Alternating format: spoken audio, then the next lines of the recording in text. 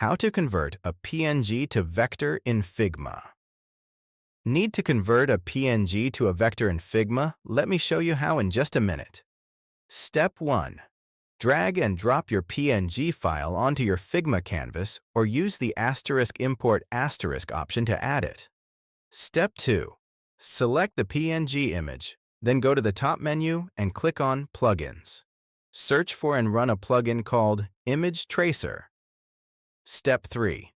In the plugin settings, adjust the trace options like Detail Level or Color Mode to fit your needs. Then, click Place Traced Vector.